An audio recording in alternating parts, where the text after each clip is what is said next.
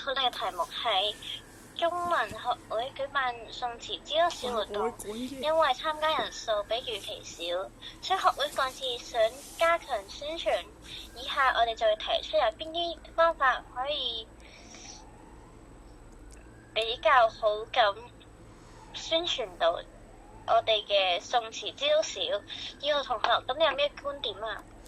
我認為可以整嗰啲宣傳海報啦，或者整嗰啲通告啦，可以令嗰啲學生多啲參加。咁三個同學你有乜意見？我好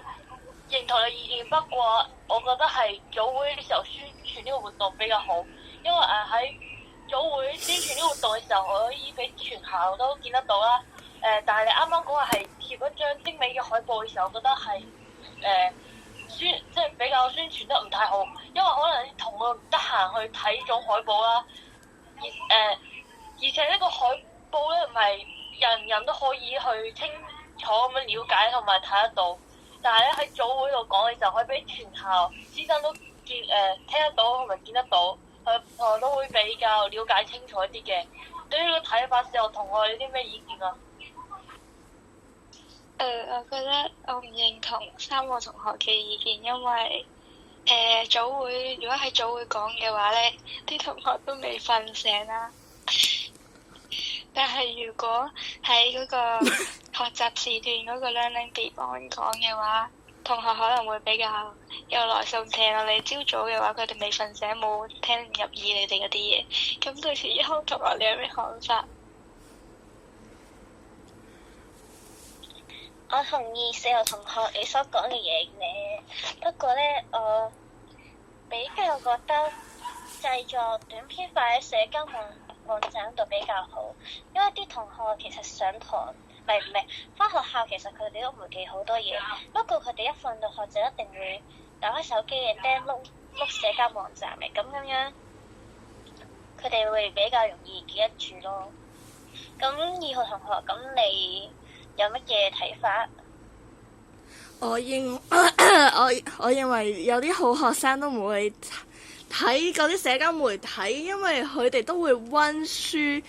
做功課嘅話，因為考試期間都唔可能睇嗰啲社交媒體。跟住咧，如果俾通告咧，可以家長可以叫佢哋睇下。跟住三號同學，你有咩睇法？對於你呢個睇法，我係同意嘅。不過，好似啱啱講話喺嗰個咩上傳喺社交媒體嘅時候咧，可能有啲家長都係唔玩手機同埋唔睇啲通告嘅，咁可能都會導致有啲同學係見唔到呢個嘅活動。但係喺組會嘅時候咧，直接講晒嗰個活動嘅內容同埋嗰種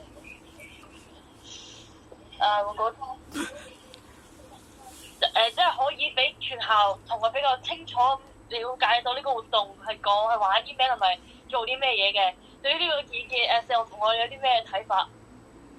我都認同四號同你講，我都認同三號同你講法，因為我覺得其實社交網站嗰啲人咧，唔係全部學生都會去，譬如 IG 唔係全部學生都會去睇啦。WhatsApp 基本上全部人都用，但係佢唔可以發短片啊嘛，亦都唔係所有人都會去睇個動態。所以我覺得其實喺現實講係最好嘅。對此一號同學，你又想講乜嘢？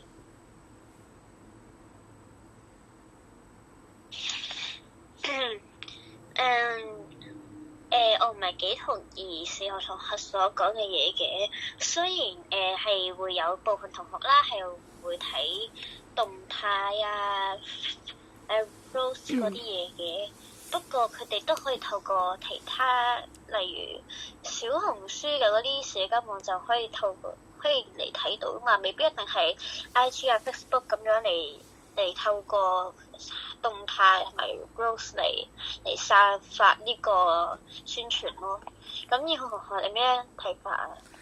啊？如果喺嗰啲社交媒體上睇咧，其實效果應該都未有咁好嘅，因為咧家長睇到，如果家長冇睇到，啲學生都唔會參加，都攞到應該都拎唔到啲獎項。咁三號同我哋有咩睇法？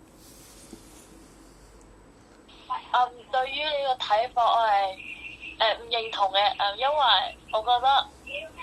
喺社交媒體上面，唔係太多家長都會去願意去睇啦。係咪可能啲家長平時都唔得閒去管呢種社交媒體嘅嘢，咁可能就會導致佢哋睇唔到呢個活動，就唔可以去介紹呢一種活動去俾其他同學睇。對於呢個睇法，三號同學你啲咩意見啊？